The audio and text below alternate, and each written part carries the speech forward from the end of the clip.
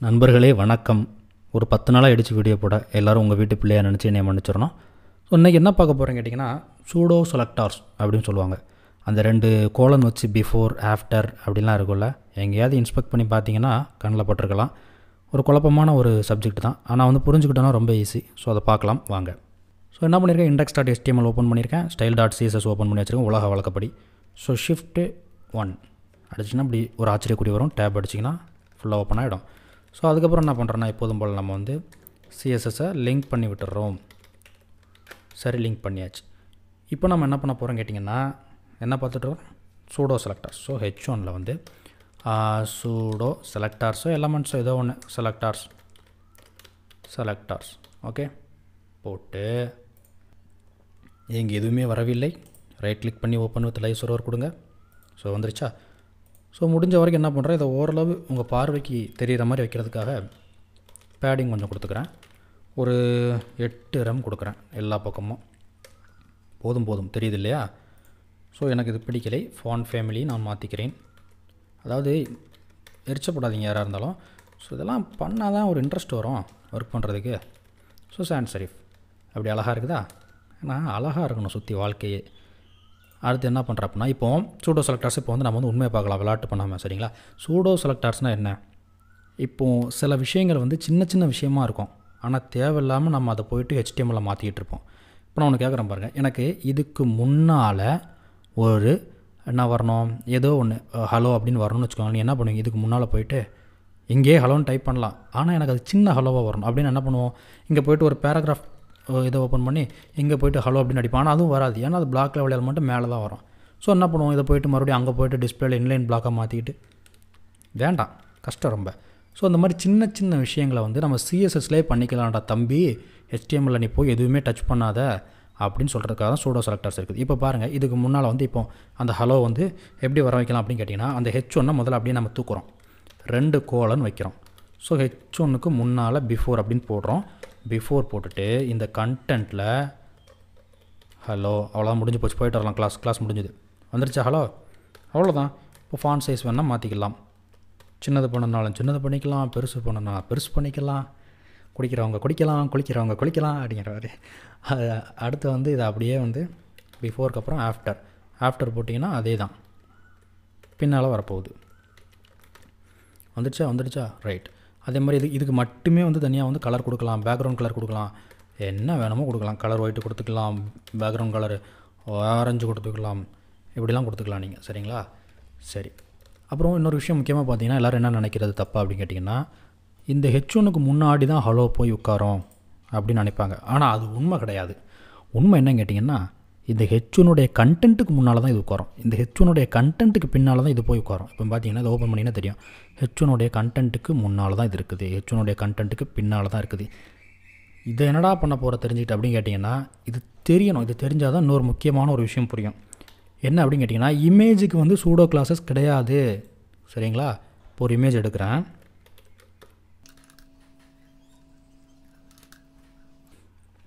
தாத்தாவை தூக்கிடலாமா, தாத்தா தம்மோட நிற்கிறாப்புல. இந்த தாத்தாவை அப்படியே எடுத்து ஒரு இமேஜ் டேக் போட்டு அது உள்ள சோர்ஸ் காப்பி பண்ணி போட்டோன்னு வச்சுக்கோங்களேன், அவ்வளோதான், தாத்தா வந்துட்டார். இப்போது இந்த இமேஜுக்கு வந்து நான் வந்து என்ன கொடுக்குறேன் அப்படின்னா, சூடோ கிளாஸஸ் கொடுக்குறேன். ஸோ பிஃபோர் வந்து கண்டென்ட் வந்து தாத்தா கொடுக்குறேன், வராது, எங்கேயுமே வராது.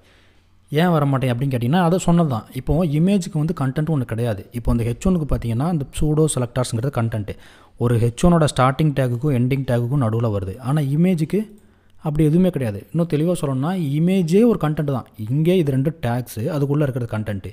இங்கே இமேஜுங்கிறதே ஒரு கண்டென்ட் டேகு, எல்லாமே அதுவாகவே ஆக்ட் ஆகிறதுனால அது ஒரு குழப்பகரமான விஷயம். அதனால் இதுக்கு முன்னாடியும் பின்னாடியும் போயிட்டு ஆட் பண்ண முடியாது ப்ரௌசரால், சரிங்களா. இப்போ பாருங்கள், இதில் இமேஜை கிளிக் பண்ணியாச்சுன்னு வச்சுக்கோங்களேன், இந்த இமேஜ் பார்த்திங்களா, இதில் எங்கே போய் அது போடும் பாவம். இப்போ இதுவே H1னா இதுக்குள்ளே ஒரு கண்டென்ட் இருக்குது, அதுக்கு முன்னால் பின்னால் போட்டுவோம், ஆனால் இமேஜ் கூட போட முடியாது. ஓகே ரொம்ப பேச வேணாம். ஸோ தாத்தனை தூக்கி விட்டலாம், தாத்தன் தேவையில்லை. அடுத்து என்ன அப்படின்னா, இந்த சூடோ எலமெண்ட்ஸ் வந்து இன்லைன் எலமெண்ட்ஸ், சரிங்களா. அதனால தான் நம்ம வந்து அந்த இன்லைன் பிளாக் அதெல்லாம் முன்னாடியே நடத்திட்டு இதை நடத்தலான்னு பார்க்குறேன். ஏன்னா இது இன்லைன் எலமெண்ட்டாக இருக்கிறதுனால தான் இது பக்கத்தில் வருது, கரெக்டுங்களா? பிளாக் லெவல் எலமெண்ட்டாக இருந்தால் புதுசாக ஒரு லைனில் வரும். ஸோ இது இன்லைன் எலமெண்ட்டாக இருக்கிறனால என்ன பிரச்சனை அப்படின்னு கேட்டிங்கன்னா, ஒரு பிரச்சனையும் கிடையாது. இப்போ நான் அந்த கண்டென்ட் வேணான்னு சொல்லி எடுத்து விட்டுறேன். எனக்கு ஒரு பாக்ஸோ ஒரு லைனோ நான் வர வைக்கணும் அப்படின்னு நினைக்கிறேன்னு வச்சுக்கோங்களேன். ஸோ என்ன பண்ணலாம் அதுக்கு சொல்லுங்கள். ஸோ ஹைட்டு கொடுக்கலாம், கொஞ்சம் ஹைட்டு 10 பிக்சல் கொடுத்துக்கலாம்னு வச்சுக்கோங்களேன். விட்து ஒரு 100%. இந்த 100%ங்கிறது என்ன அப்படின்னு கேட்டிங்கன்னா, இந்த H1உடைய 100%, H1உடைய 100%, சரிங்களா? அதுதான் இங்கே வரப்போகுது. ஸோ இந்த H1உடைய விட்தே அவ்வளோதான். ஸோ இதே சைஸ் அது எடுத்துக்க போகுது. ஆனால் எதுவுமே வரல. ஏன் வரல? ஏன்னா இது இன்லைன் எலமெண்ட்ஸ், இதுக்கு வந்து ஹைட் விட்த் கொடுக்க முடியாது. அதனால இதை டிஸ்பிளே பிளாக் கொடுத்தீங்கன்னா ஒரு பிளாக் லெவல் எலமெண்ட்ஸை வந்து இங்கேருந்து இங்கே வரைக்கும் எடுத்துக்குது. இப்போ பார்த்தீங்கன்னா விட்த் 100% கொடுத்தா ஏன் இங்கேருந்து இங்கே வரைக்கும் போகுது அப்படின்னு கேட்டிங்கன்னா, இது ஒரு பிளாக் லெவல் எலமெண்ட் தானே. இந்த ஆஃப்டரை இப்போதைக்கு எடுத்துடலாமா? தேவையில்ல. இது ஒரு பிளாக் லெவல் எலமெண்ட், சூடோ செலக்டர்ஸுங்கிறது. பிளாக் லெவல் எலமெண்ட்னா ஃபுல் விட்த் எடுத்துக்கும். அதனால் இது இங்கேருந்து இங்கே வரைக்கும் ஃபுல் விட்த் எடுத்துக்குது. உங்களுக்கு அது வேணாம் அப்படின்னு நினச்சிங்கன்னா இன்லைன் பிளாக்காக கொடுத்துருங்க. ஸோ இதை வந்து நீங்கள் வந்து இன்லைன் பிளாக்காக கொடுத்தீங்கன்னா என்ன ஆகும்? இன்லைனாகவும் இருக்கும், ஹைட் அண்ட் விட்த்தும் கொடுத்துக்கலாம், நம்ம பார்த்தோம் இல்லையா? ஸோ இப்போ இதனுடைய சைஸ் இவ்வளவு தான் மொத்த சைஸு. ஸோ வந்து இது அதே சைஸ் எடுத்துக்குது 100%. சரி, ஓகேங்க. சரி, இப்போ எதுக்காக அவ்வளோ கஷ்டப்பட்டு இப்படி கண்டென்ட் கொடுத்து இங்கே பிளாக்கை கொடுத்து இதனால் என்ன ரியலாக என்ன யூஸ் அப்படின்னு கேட்டிங்கன்னா, இப்போ சொல்கிற மாதிரி ரியல் யூஸு. சப்போஸ் உங்ககிட்ட ஒரு அண்டர்லைன் தேவைப்படுதுன்னு வச்சுக்கோங்களேன், அழகாக போட்டுக்கலாம். எப்படி ஈஸியாக அண்டர்லைன் வந்துருச்சு இல்லையா? அதே மாதிரி ஹோவர் எஃபெக்ட், இதில் ஹோவர் வைக்கும்போது இந்த மெனுஸ் நேவிகேஷன் பார்லாம் வச்சோடனே இப்படி ஒரு மெனு வரும் பார்த்தீங்களா அழகாக, அதை நீங்கள் பண்ணிக்கலாம். இப்போ பாருங்கள், H1 ஆஃப்டர் அப்படின்னு நம்ம கொடுத்துட்டனாலே இப்போ என்னென்னு வச்சிங்கன்னா, இந்த H1 ஆஃப்டர்னாலே உங்கள் மைண்டில் இது மட்டும் தான் நிற்கணும், இந்த ஒரு லைன் தான் நிற்கணும். H1னா தான் அந்த மேலே இருக்க கண்டென்ட், சரிங்களா? ஸோ H1 ஆஃப்டர்னா என்னது? லைன். H1ல் ஆஃப்டரில் அதுக்கு முன்னாடி நான் வந்து என்ன பண்ணுறேன்? ஹோவர். ஓகே, ஹோவர் போட்டேன். இப்போ என்னென்னா H1 ஹோவர் பண்ணும்போது என்ன நடக்குது அப்படின்னு பார்க்கலாம். இப்போது இதே இடத்துல வந்து நான் என்ன பண்ணுறேன்? ட்ரான்ஸ்ஃபார்ம் ஸ்கேல்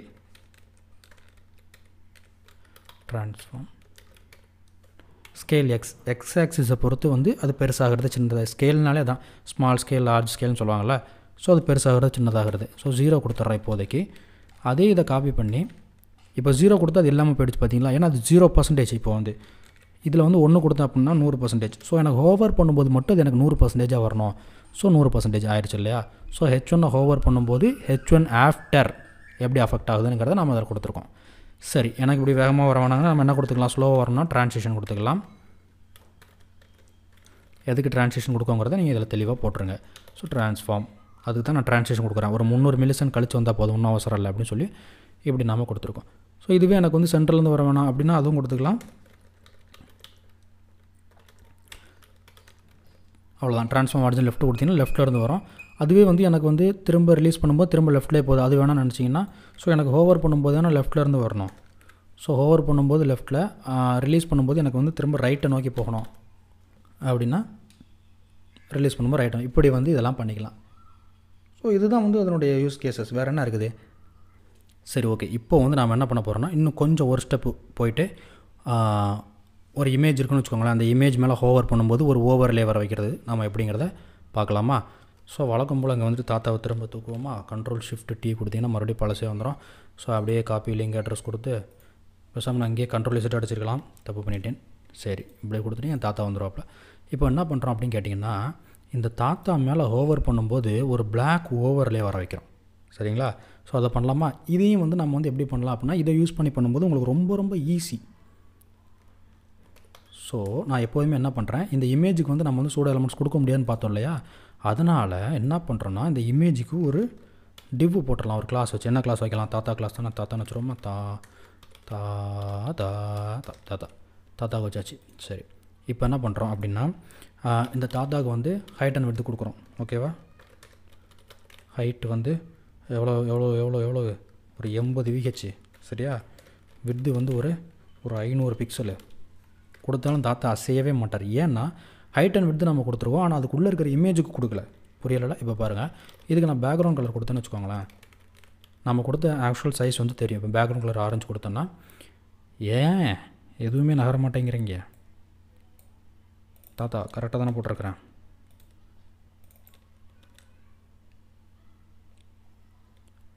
ஸோ நான் ஒரு எக்ஸாக்டாக கரெக்டாக போட்டோன்னா இன்னும் கொஞ்சம் இந்த விட்த்தை நம்ம பெருசு பண்ணி பார்க்கலாம். இப்போ பாருங்கள், நாம் கொடுத்த ஹைட்டு விட்து வந்து அப்ளை ஆகிருக்குது. ஹைட்டு விட்து அப்ளை ஆகிருக்குதா? ஆனால் கரெக்டாக தாத்தாவோட இமேஜ் அதை தாண்டி வந்திருக்கு, வேறு ஒன்றும் இல்லை. ஸோ என்ன பண்ணணும்னு கேட்டிங்கன்னா, அதுக்கு வந்து எப்போதுமே தாத்தாவோட இமேஜை தூக்கி விட்து வந்து 100%, ஹைட்டு வந்து 100% கொடுத்துடணும். ஏன்னு கேட்டிங்கன்னா, தாத்தா அவங்களுடைய பேரண்ட் டிவ்னு ஒன்று இருக்குது இல்லை, இதனுடைய விட்டையும் ஹைட்டையும் நீங்கள் எடுத்துக்கோங்க, அதை தாண்டி நீங்கள் வெளியே வர வேணாம் அப்படிங்கிறதுக்காக கொடுத்துருக்கோம். ஓகேவா? 500 கொடுத்தா கரெக்டாக இருக்கும்னு நினைக்கிறேன். ஓகே, 500 கொடுத்தா பக்காவாக இருக்குது. 100 விஹெச் வேணாம், இது ஒரு 80 விஹெச் வச்சுக்கலாம். 70 கூட ஓகே தான், போதும் தாத்தனுக்கு. ரைட். இப்போ இந்த தாத்தா மேலே ஹோவர் பண்ணும்போது எனக்கு ஒரு பிளாக் ஓவர்லே வரணும் அப்படின்னு நான் நினைக்கிறேன். ஸோ வந்து என்ன பண்ணுறேன், ஃபஸ்ட்டு தாத்தாவுக்கு ஆஃப்டர் அந்த ஓவர்லே ஃபஸ்ட்டு நம்ம கொண்டு வந்துடலாம். தாத்தாவுக்கு ஆஃப்டரில் வந்து என்ன கொடுக்குறோம் அப்படின்னா, இப்போ தான் நம்ம விஷயத்துக்கே வரோம். என்னது அப்படின்னா, கண்டென்ட் வந்து எதுவும் வேணாம், சரியா? பொசிஷன் வந்து அப்சல்யூட் கொண்டு வரோம். எதுக்காக இப்போ அப்சல்யூட் நீ கொண்டு வர அப்படின்னு கேட்டிங்கன்னா, இதுக்கு அடுத்து வரக்கூடிய அந்த ஓவர்லே தான் இனிமேல் இது வந்து உங்கள் கண்ணுக்கு என்னவா தெரியணும், ஓவர்லேவாக தான் தெரியணும். ஸோ இதுக்கு அடுத்து வரக்கூடிய ஓவர்லே வந்து அப்சல்யூட்டாக மூவ் ஆகணும். எதை பொறுத்து அப்சல்யூட்டாக மூவ் ஆகணும் அப்படின்னு கேட்டிங்கன்னா, இந்த தாத்தாவை பொறுத்து அப்சல்யூட்டாக மூவ் ஆகணும், சரிங்களா? ஸோ இதுக்கு வந்து பொசிஷன் வந்து ரிலேட்டிவ் கொடுத்துடலாம். ஓகே, கொடுத்தாச்சா? இப்போ இதில் நம்ம போட போகிறது வந்து இந்த தாத்தாவை பொறுத்து அப்சல்யூட்டாக மூவ் ஆகும், சரியா? ஸோ நான் இப்போ என்ன பண்ணுறேன் அப்படின்னா, பேக்ரவுண்ட் கலர் வந்து கொடுக்குறேன், பிளாக்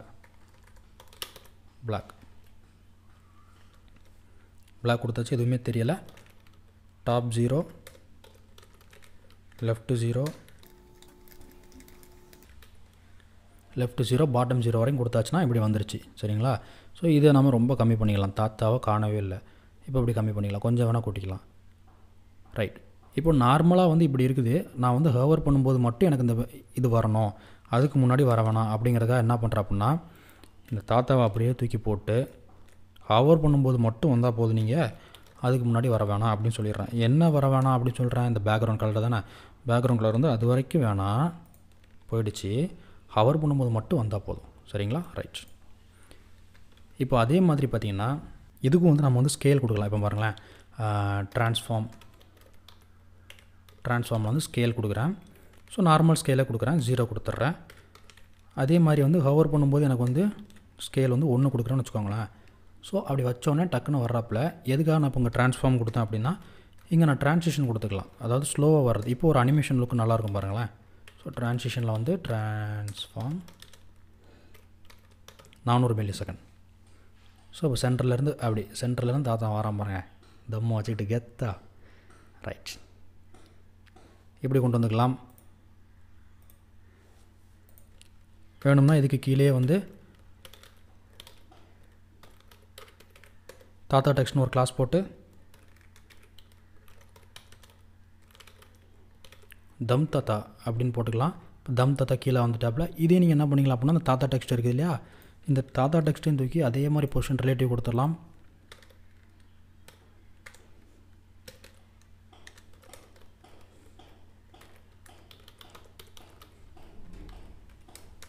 ஸோ இப்போ நீங்கள் நல்லா பார்த்தீங்கன்னா, இந்த தாத்தாவுக்கு வந்து நம்ம என்ன கொடுத்துருக்கோம், பொசிஷன் ரிலேட்டிவ், அது உள்ளே தான் இந்த ரெண்டுமே இருக்குது. அதனால் இந்த தாத்தா டெக்ஸ்ட்டுக்கு அப்சல்யூட் கொடுத்தோம்னா இதுவும் வந்து இதை பொறுத்து தான் மூவ் ஆக போகுது. இப்போ மூவ் ஆகும் பாருங்கள், கரெக்டாக அப்சல்யூட் ஸ்பெல்லிங் கரெக்டு தானே?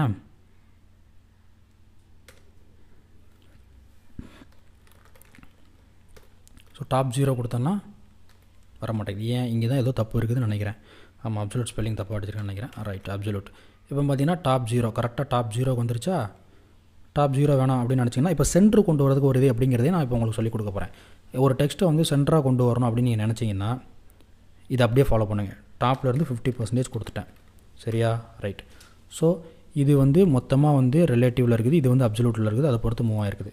அதே மாதிரி லெஃப்ட்லேருந்து 50% கொடுத்துட்டேனா? ரைட். என்ன ஆயிருக்குன்னு கேட்டிங்கன்னா, டாப்லேருந்து 50% வந்திருக்கு, அதுக்கப்புறம் தான் கண்டென்ட்டே வருது. லெஃப்ட்லேருந்து 50% வந்திருக்கு, அதுக்கப்புறம் தான் கண்டென்ட்டே வருது. அதனால் நம்ம என்ன பண்ணணும், அதை அப்படியே சரிபாதியாக நறுக்கி லெஃப்ட்டில் கொஞ்சம் பாதியை போடணும், அதை அப்படியே பாதியை நறுக்கி டாப்பில் கொஞ்சம் போடணும். ஸோ இப்படி போட்டிங்கன்னா ரெண்டையுமே பாதியாக பிரித்து போடுறோம். அப்படின்னு பார்த்தீங்கன்னா, ட்ரான்ஸ்ஃபார்ம், ட்ரான்ஸ்லேட், எக்ஸும் வேணாம் ஒய்யும் வேணாம், அதனால் காமனாக ட்ரான்ஸ்லேட் கொடுத்து -50% லெஃப்ட்டு இழுக்கிறோம், அதேமாதிரி டாப்லையும் இழுக்கிறோம். அப்படி கொடுத்துட்டோன்னா ஜம்முன்னு சென்டரில் வந்துடும் தாத்தா. ஸோ இப்போதைக்கு வந்து நான் என்ன கொடுக்குறேன் அப்படின்னா, கலர் வந்து ட்ரான்ஸ்பரண்ட் கொடுக்குறேன்.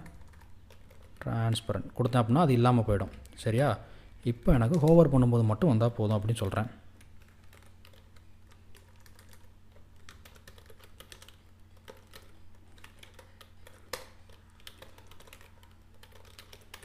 அவ்வளோதான். பிளாக் ஹோவர் பண்ணும்போது தாத்தா வந்துட்டாப்லையா?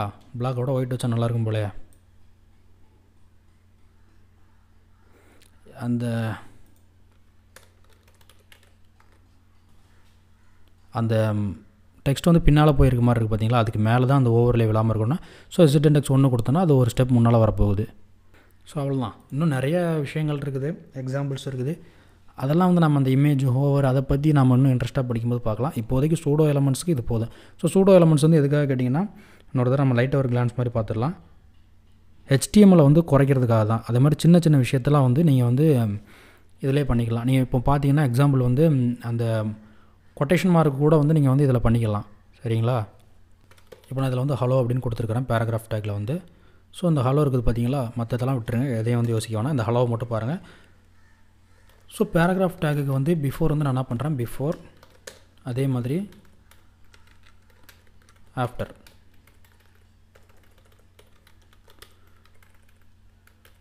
ஸோ ஆஃப்டர் இது வரைக்கும் போட்டோன்னா இப்போ வந்து இந்த கான்டென்ட் உள்ள வந்து நீங்கள் வந்து இது கூட கொடுக்கலாம். கான்டென்ட்டில் வந்து என்ன கொடுக்கலாம் அப்படின்னா இந்த URL இருக்குது பார்த்தீங்களா? அந்த URL கொடுத்து இமேஜ் லிங்கே கூட நீங்கள் கொடுக்கலாம். அந்த இமேஜ் வரும், திரும்ப தாத்தனையே காப்பி பண்ணி கூட நீங்கள் இதில் போட்டுக்கலாம். போட்டிங்கன்னா என்ன ஆகும், தாத்தா பக்கத்தில் வருவாப்பில்.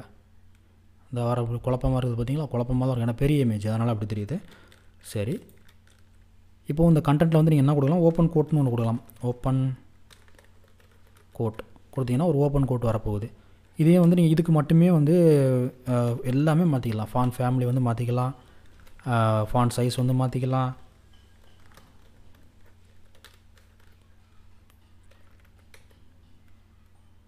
ஃபாண்ட் சைஸ் மாற்றிக்கலாம். இதே மாதிரி திரும்ப வந்து க்ளோஸ் கோட் அப்படின்னு போட்டிங்கன்னா நீங்கள் அதே மாதிரி ஆஃப்டர்லேயும் போட்டுக்கலாம். ரொம்ப பெருசாக இருக்குது, அதனால் அந்த ஹலோ கண்டென்ட் சின்னதாக தெரியுது. ஓகே.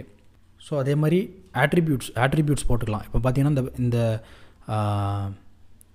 H1 பக்கத்தில் தம் தத்தன் இருக்குது பார்த்தீங்களா? இதில் வந்து நான் ஒரு டைட்டில் போடுறேன்னு வச்சுக்கோங்களேன். எக்ஸாம்பிளுக்கு வந்து டைட்டில் வந்து சும்மா தாத்தா அப்படின்னு போடுறேன். இதே மாதிரி என்கிட்ட ஒரு 10 H1 டேக் இருக்குதுன்னு வச்சுக்கோங்களேன். இருக்காது, ஒரே ஒரு H1 தான் மேக்ஸிமம் யூஸ் பண்ணணும். ஒரு பேஜுக்கு சொல்கிறேன், ஒரு 10 H1 டேக் இருக்குது, அது உள்ளே இருக்கிற டைட்டில் எல்லாமே எனக்கு வேணும். அதாவது இந்த H1 பக்கத்தில் இந்த டைட்டில் வேணும் எனக்கு எல்லா இடத்துலையும் அப்படின்னு நீங்கள் நினைக்கிறீங்க. இல்லைனா அந்த H1 ஹவர் பண்ணும்போது எனக்கு இந்த டைட்டில் வரணும் அப்படின்னு நினைக்கிறீங்க. அதுக்காக நம்ம ஒவ்வொரு இடத்துலையாக போய்ட்டு இதே மாதிரி சூடோ எலமெண்ட்ஸ் கொடுத்துக்கிட்டே இருக்க முடியாது. அதனால் என்ன பண்ணலாம் அப்படின்னா ஆட்ரிபியூட் கொடுக்கலாம். இது வந்து நம்ம எங்கே கொடுத்துருக்கோம், H1 தானே. ஸோ H1க்கு பிஃபோரில் வந்து நம்ம என்ன கொடுக்குறோம் அப்படின்னு கேட்டிங்கன்னா கண்டென்ட் வந்து ஆட்ரிபியூட்டு, அது உள்ளே வந்து டைட்டில். நீங்கள் என்ன ஆட்ரிபியூட் யூஸ் பண்ணீங்களோ அதே ஆட்ரிபியூட். இப்போ பார்த்தீங்கன்னா இங்கே நான் டைட்டில் வச்சுருக்கிறேன். ஸோ வச்சோடனே பார்த்தீங்கன்னா தாத்தா அப்படிங்கிற ஒரு இது வந்து வருது. இதை வந்து நீங்கள் வந்து இங்கே போய்ட்டு இங்கே என்ன மாற்றினீங்களோ அது வந்து அங்கே வந்து ரெஃப்ளெக்ட் ஆகுது அந்த மாதிரி. ஸோ இது எல்லாமே நம்ம வந்து ரியல் டைமாக வெப்சைட் பண்ண நமக்கு தேவைப்படுற இடத்துல நிறைய யூஸ் பண்ணிக்கலாம். இப்போதைக்கு என்னென்னு மட்டும் தெரிஞ்சு வச்சுக்கோங்க. அடுத்த வீடியோவில் பார்க்கலாம். வணக்கம்.